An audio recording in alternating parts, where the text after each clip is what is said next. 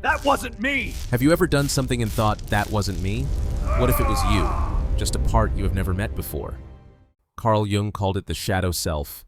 It is the hidden side of your personality, the one that holds every emotion you were taught to ignore. The jealousy, the anger, the insecurity, the fear.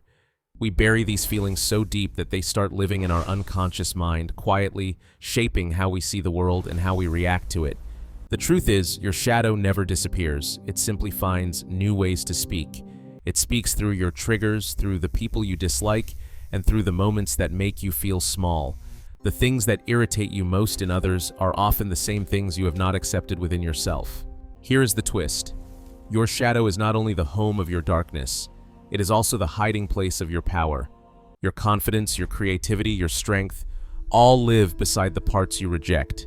When you make peace with your shadow, you stop fighting yourself and start becoming whole. Next time something or someone makes you uncomfortable, pause and ask, what is this feeling trying to teach me? That question is the beginning of real self-awareness.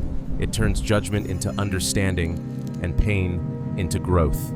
Comment the word shadow if you're ready to face your hidden self. This is Innerverse, where your mind learns to grow stronger. Like, share, and subscribe for more.